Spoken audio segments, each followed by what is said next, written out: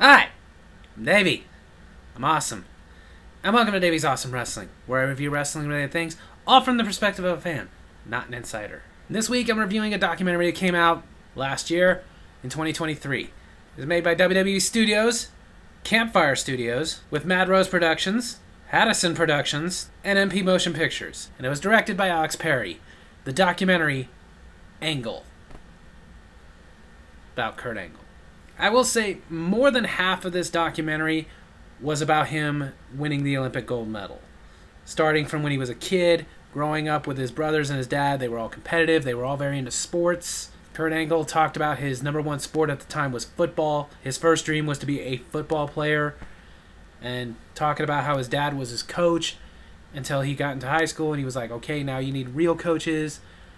And then it also goes into the tragic accident that his dad had that cost him his life. And then from there it goes into Kurt Angle and how he was, like I said, a football star, but his coaches noticed that whereas he was really good at football, he was so much better at wrestling.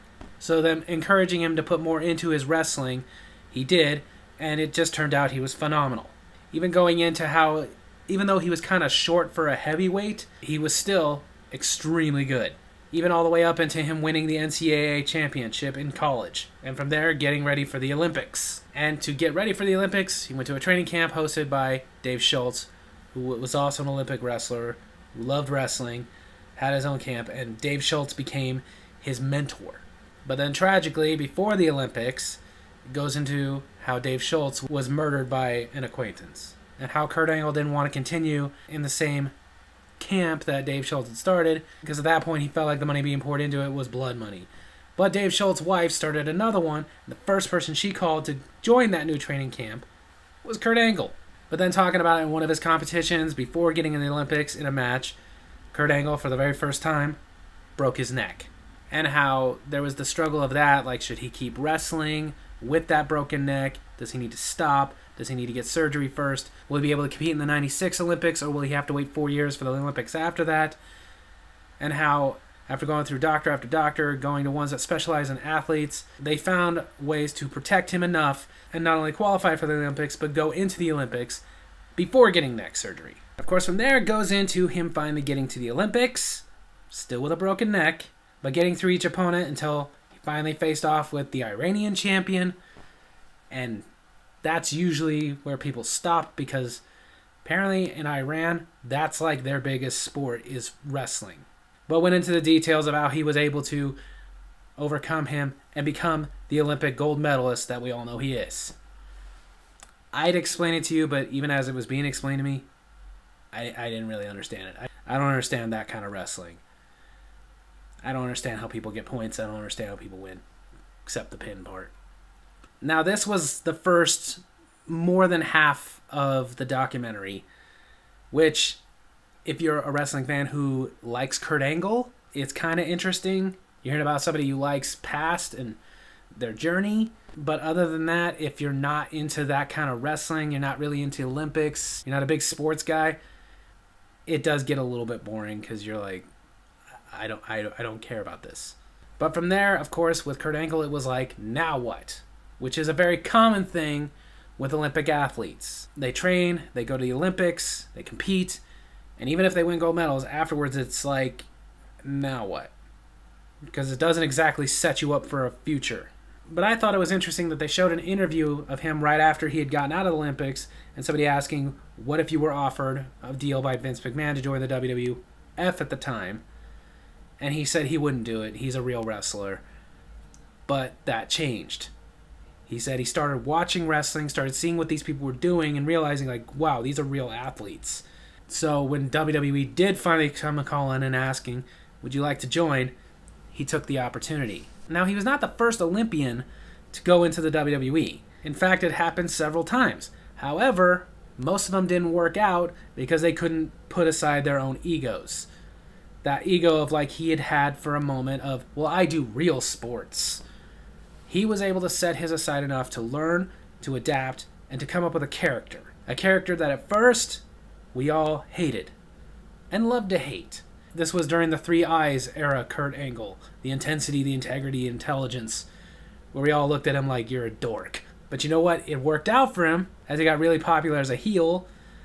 So much so that even though he was a heel, he ended up turning babyface. Why? Because we just liked him that much. Even though he still was technically a dork. Turned out not only was he a great athlete, but he had great comedic timing. He had a great development of his character. And it goes into how he was doing so well in wrestling, but eventually he re-broke his neck. And how they wanted him originally to do a surgery that would help fix him up, but he'd be out for about a year. And you don't want to do that because it's hard to come back after a year, and who knows if you're even going to be able to regain your popularity after a year. Most wrestlers that happens to doesn't work out for them. But another doctor told him he could do something that would fix him up within about 6 weeks. Stone Cold was on this documentary talking about how, in his opinion, that wasn't really a fix, that was a patch job. But after he got that surgery, about 6 weeks later, he's doing good, he's back in wrestling, and he breaks his neck again. But then he got another type of that surgery, healed, broke his neck again. Got that same kind of surgery, healed, broke his neck again. Within just over 2 years, he had broken his neck 4 times. And that's not including the first time he broke it. But then, of course, because all the neck surgeries, all the pain he's been going through, of course they're prescribing him painkillers, and he takes it too far. Because he admits that he was taking them even if he wasn't in actual pain. It was just helping him mask physical and emotional pain, to which led to his painkiller addiction. And when he goes into the details about how many painkillers he was taking every day, not to mention the stuff he was mixing them with, it is amazing he's still alive. But then it goes into another tragedy in his life, when his sister, who was also a drug addict, he tried and tried and tried, he helped her, he gave her ultimatums like get clean or I'm not going to help you. Get clean, she'd get back into drugs. Finally, he gave her the ultimatum, get clean or I'm not going to talk to you again.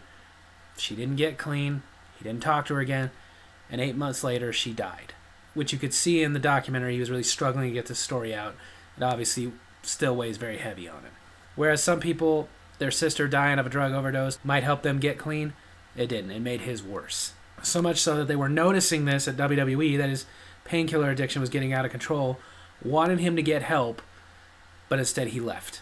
And that's when he went to TNA, which they did talk about. They showed a little bit of footage in this from his TNA days. And he admits that almost the entire time he was in TNA, he was messed up. Because not only was he now doing painkillers, he was also drinking a lot. They did talk a lot about how the addiction caused struggles within his marriage with Giovanna, his current wife.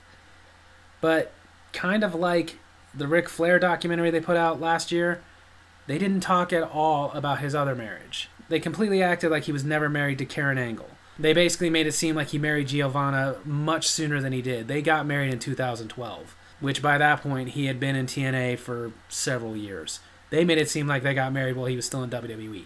Not to mention they talked about the 5 children, but if you didn't know any better, you would think that all 5 children are from Giovanna. They're not. 2 are from Karen, 2 are from Giovanna, and then he and Giovanna have adopted 1. But his painkiller addiction, getting out of control, almost cost him his marriage with Giovanna as well, until he finally did get help, he got clean, and he's been clean for the last 7 years, which good for him. He's also now dedicated his life to helping other addicts. He has officially retired from wrestling. He's even been inducted into the Hall of Fame. So overall, I would say this is a really good documentary, especially because most of this stuff, if you've been a wrestling fan for a long time, you probably have already heard it, but you haven't heard the details. He goes into a lot more detail about his Olympic run than he usually does in interviews. Even the stuff in WWE and his drug addiction, he's going into a lot more details.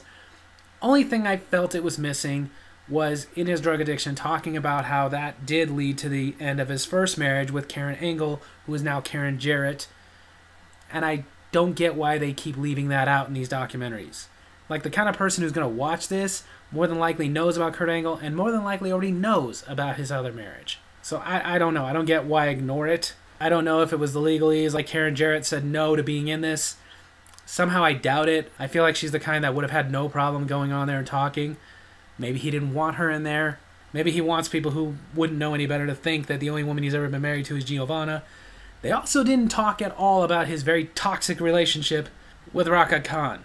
One that led to one of his arrests, her alleging abuse. Again, I don't know why they chose to leave a big story like that out. Maybe it was at his request. Her, I can believe, didn't want to be in there. But I don't know, it's just when you're a fan and you already know about these things that happen and they completely leave them out, it feels like something missing. Like maybe there was more story to this, but ultimately, they did get a lot of the meat of the story very well, and it is inspiring, it is uplifting, and it makes me glad that Kurt Angle is doing as well as he is. He deserves it. He is one of the best wrestlers to ever do it. I'm glad that he was able to put his ego aside and go into WWE and do the staged wrestling. Not only was he very good at that, but in my opinion, it led to a lot of other real wrestlers getting into professional wrestling. Like when Kurt Angle first started, it almost never happened. Once he got into it, we got a bunch of people who were like college level Olympic athletes in there, such as AJ Styles, who was a college level wrestler, Brock Lesnar, Shelton Benjamin, Chad Gable, who himself was an Olympic wrestler. All these guys saw the Olympic gold medalist get into wrestling and thought, you know what, maybe it's not a downgrade for me to go into professional wrestling and show what I can do. So on that note, if you have not yet seen the documentary Angle, it's on Peacock, and I highly recommend you check it out. So there you have it. That's my wrestling review this week. I hope you guys enjoyed it, and if you did, make sure to hit like, hit subscribe, hit the little bell so you get notifications for when I post the videos, and leave a comment of your own. If you saw Angle, tell me what you thought of Angle. Tell me what you think of the wrestler, Kurt Angle. Love you guys.